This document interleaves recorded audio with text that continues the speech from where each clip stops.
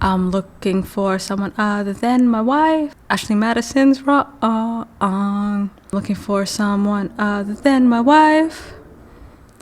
Other than my wife. Because I'm a piece of shit. Hello everyone and welcome back to Always Watching. Today we're discussing the new Ashley Madison documentary on Netflix.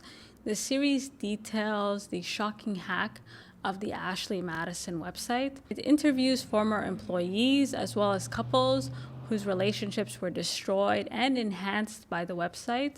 Overall, I do think it's worth a watch. It does a great job of unpacking the details of the hack, as well as giving some insight into infidelity. At the time of the incident, people were more focused on exposing anyone who had an account with Ashley Madison, and not so much the fact that Ashley Madison was a total scam. Episode 1 introduces us to Ashley Madison, a dating website for married people, not for sugar babies or prostitutes, but married people who are looking for a safe space to cheat on their partners without getting caught. The website was named after the two most popular female names in America to, I guess, give it a more classy feel. At the time, dating websites were looked at with suspicion. If you were using a dating website, you were seen as very desperate. So you can imagine a dating website for married people was looked at as a total nightmare. In episode 1, we're introduced to a man named Evan Beck.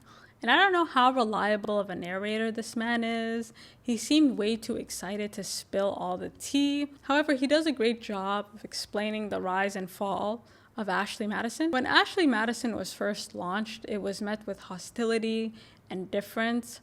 Trying to launch a dating website in general was very difficult, let alone trying to popularize and grow a dating website for married people. Everything changed for Ashley Madison when they hired a snake oil salesman by the name of Noel, a lawyer who claims that he's never cheated in his life, which should have been the first sign for everyone. Noel was a former sports attorney who believed in the company because all his clients were cheating, and he knew that this was an idea that had the potential to make a lot of money. One of the strategies he used to grow the company is to use his own relationship as a marketing tool to convince everybody that as CEO of a company that facilitates infidelity, that he was the most faithful man on earth. To convince the public, he would often use his wife in the advertisements, as well as conduct interviews with her to show everyone that Ashley Madison was much more than a cheating website.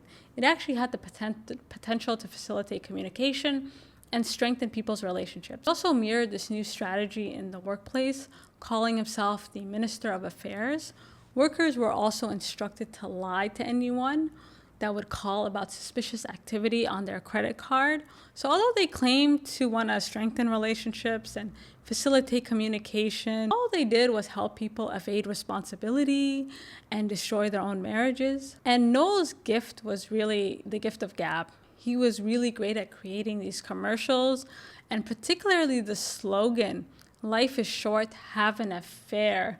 This slogan inspired millions and millions of people to sign up for the website and skyrocketed the company to over 37 million subscribers. The slogan is brilliant for a lot of reasons. So much of advertising is trying to understand human psychology. What kind of customer do you want, and how can you seduce them to buy your product? Life is short, have an affair essentially translates into life is short, be happy. You have the right to pursue your desires and anything that you dream of.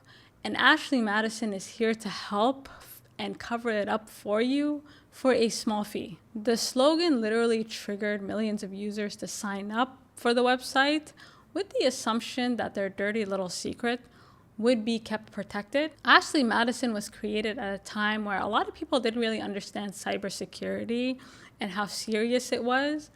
And a lot of customers just assumed that Ashley Madison was doing its due diligence, especially considering the clientele that they were trying to get. The website would literally Photoshop fake verifications to make their website seem more legitimate, and even offered users the option of deleting their account once they were finished with Ashley Madison.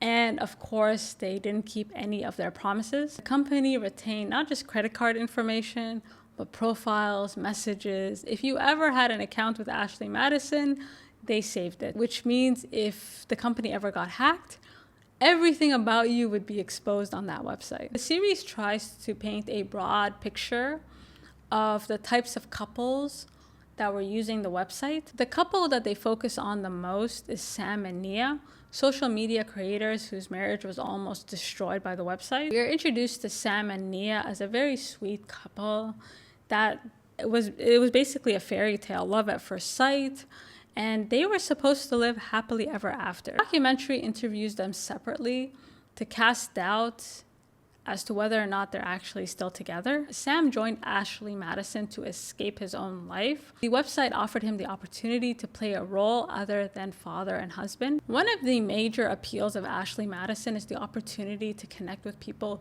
who felt the same way you did. Not just prostitutes or sugar babies, like someone that wanted something for you.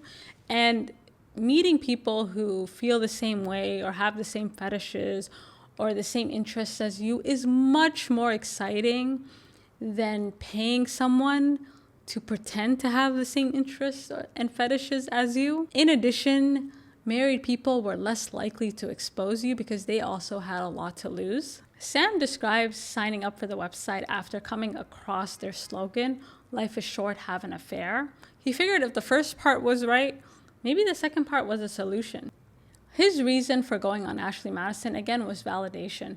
There is something really just uplifting about people liking your posts, messaging you, chatting you up. Like, it does offer a short-term gratification and a major ego boost. As controversial as the Ashley Madison website was, it did not create cheaters. You cannot blame the website if someone cheated on you. And if anything, the internet has made it a lot easier and more convenient to cheat and do whatever you want. However, it also leaves a paper trail. Although Sam never actually met up with anyone on the app, this need he had for validation never actually goes away. And the documentary is really clever in that you really feel for a short period of time that the worst thing this man has done is just open an account. And we find out later that he had been cheating on his wife for years and years, long before Ashley Madison even existed. And this question of why do people cheat is a tale as old as time. And I think there are many reasons why people cheat. Whenever you hear people describe their infidelities, they always say how alive they felt, as if they died once they entered a committed relationship. I think part of the reason that people cheat is to find some version of themselves that they feel they sacrificed by being with one person. When you get married and you have kids, it's a lot of responsibility. And when you get married and have kids when you're young, I imagine that it's just a lot of pressure because you're also trying to figure out who you are. And at the same time, you have to manage all these people and all these emotions around you. When they got married, Nia describes wanting to be the perfect housewife. She did her best to tend to her children and her husband to make sure that he always felt appreciated. And he doesn't contradict this. As far as he was concerned, they had a great marriage. It just wasn't enough for him. I think the biggest issue with marriage is that it's tied up to this idea of love. And sometimes you can get swept away with what you think life should look like and what you think relationships should be like, and not what life actually is and what relationships actually look like. Nia explains how Sam would come home late, and she definitely had a feeling that something was not all the way right. I think when you're playing a role, it is a defensive mechanism, because if you do confront your spouse, what happens to your relationship if it is true, if your suspicions are true? And also, what does that do to your sense of self? If you can't trust your husband, who can you trust? I think what makes infidelity so devastating is that it totally shatters someone's reality and makes it almost impossible for them to trust not just their partner, but just like anyone around them. One of the points that Evan's Raggedy Behind makes is how when people get married, they stop communicating. They get caught up in their responsibilities and fulfilling all their obligations, that there's a lot about their partner that they either just don't know or just gravely underestimate. And I think it's okay to want your life to look a certain way, but you really have to investigate why you want your life to look a certain way. Is it for you, Or is it to make other people happy? Is it to meet other people's expectations of you? The documentary contrasts Sam and Nia's relationship with Stephanie and Evan, I believe, and the editing for this was absolutely wild. Stephanie describes herself as a serial cheater that found peace when she met the right partner. She explains how she cheated on every single person that she was in a relationship with because she felt lonely, she needed validation, like whatever it was. So when she met Evan, they decided to open up their relationship and tell each other everything. And the reason that Ashley Madison worked for them is because Stephanie knew that Evan was using it. And another reason cheating is so devastating is the lying. Cheating is to lie. It's the deception. It's the going behind the back. And there is a conversation to be had about relationships like Evan and Stephanie's and whether or not it's one-sided, if one person gets more satisfaction out of these arrangements than the other. However, at least they're talking to each other and at least they know what the other person is doing. I felt like these two couples were a great example of the types of people using the Ashley Madison website. Some people were looking for a quick fix, some were looking for validation, and others were using it to enhance their relationships, to open up their relationships. Ashley Madison takes a huge hit when a group of hackers who call themselves the Impact Team threaten to expose everyone unless the website is shut down. The last part of the documentary series focuses more on the hack. Surprisingly, before exposing millions of users, the hackers actually gave Ashley Madison some time to think about their decision. Prior to the hack, cybersecurity took a back seat to growth. A number of employees interviewed in the series explains how they were well aware of the security concerns, but they just kind of hoped that nothing bad would happen. And even if it did, they could handle it. You know, it was kind of like, we'll cross that bridge when we get there. And then that bridge came. And the fact that the hackers could send messages on everyone's desktop computers, warning them to shut down the website, really did show that the company's cybersecurity was almost non-existent. It was an afterthought. Like, this is not really something they considered or took seriously. And to resolve the issue, Ashley Madison hired a team from Sweden, and they're actually interviewed in the documentary. And they explain how the whole thing was suspicious from the start. The hackers didn't want any money. They just wanted the website shut down. And it felt very, very personal.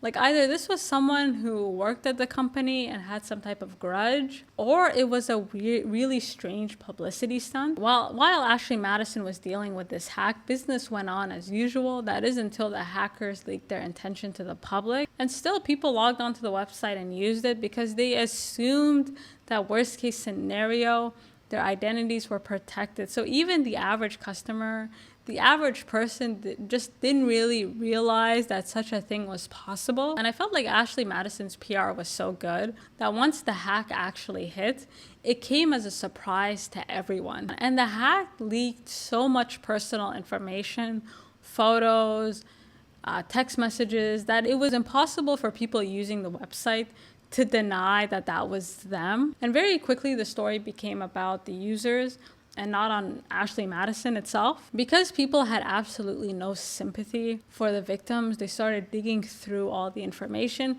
to see if anybody they knew was on this website. And as terrible as it is, it did feel like a karma, like what goes around comes around. And a website like this should really come with a disclaimer, possibility of getting caught. The more we find out about Ashley Madison and the more we actually focus on the hack itself, the worse that Ashley Madison looks like. I can't imagine being exposed as a cheater and then finding out that the person I was having an affair with did not exist. Many of the women on the website were fake. They were bots created by the company to generate an income. One of the major selling points of Ashley Madison is the idea that women were just as excited to cheat as men were. And I guess men believe that.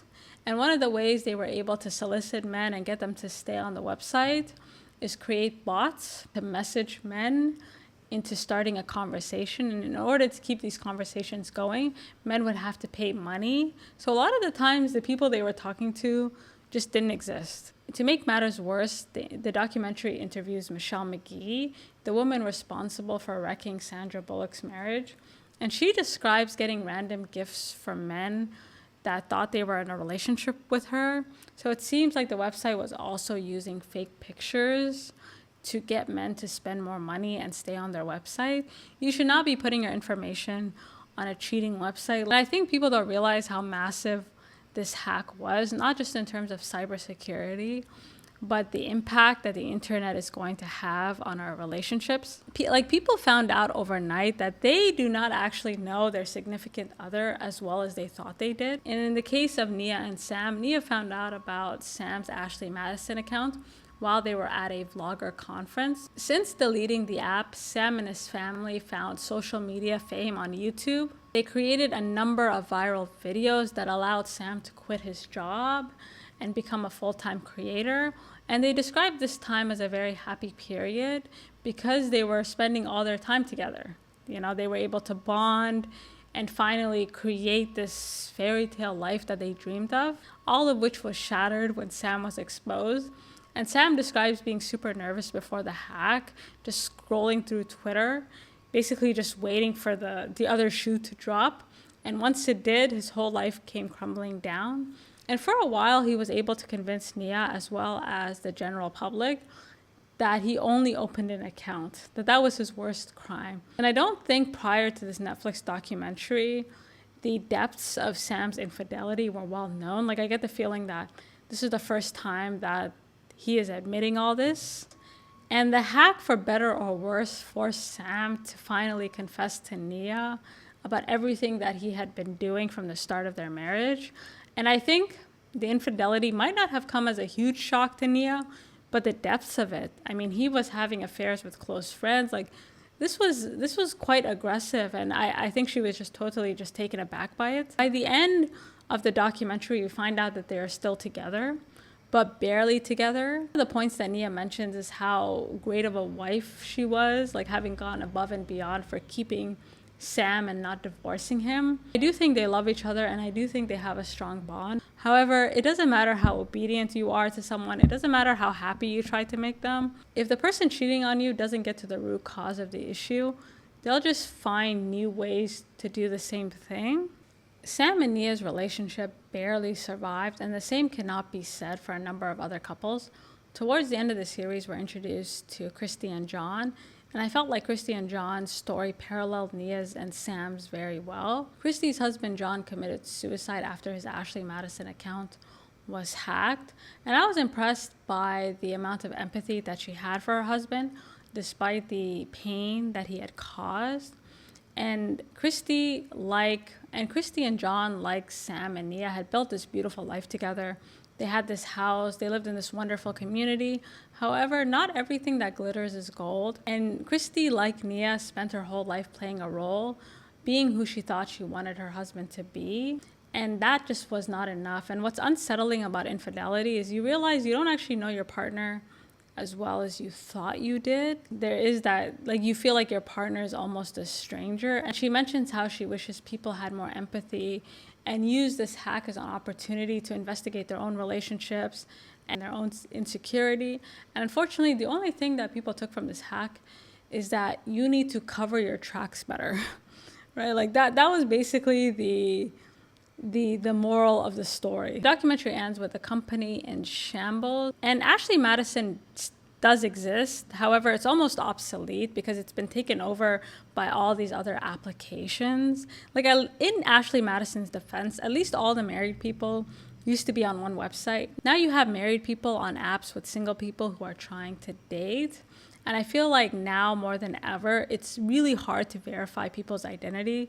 Like, you don't know if people are married, they got kids. Like, it's so easy to lie about who you are on the internet. In terms of privacy and security, like, yes, we are aware of the dangers of uploading a lot of personal information, but that doesn't stop people from uploading this personal information. A lot of these dating apps offer premium options that millions take. In terms of privacy, we've almost become desensitized. At the time of the Ashley Madison hack, it was quite shocking that a company could retain this type of information, let alone like this information could be leaked. Now we just assume that's an acceptable price to pay. A lot of these dating websites have a lot of our information, and deleting your account will not actually get rid of this information. In terms of infidelity, since Ashley Madison's time, it's gotten a lot easier to cheat on people than ever before.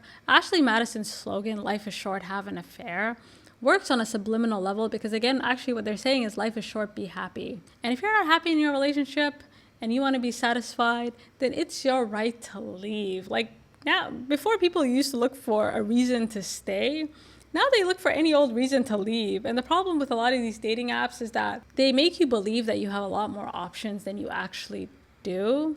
However, on the flip side, just because you can do something doesn't mean you should. And with the internet, there's always a paper trail, and there's always a chance that you will be exposed. I don't care how tight the cybersecurity is. If you're doing something shady, just to know by default, there is a chance that you will be caught. So you guys let me know what you think, and until next time.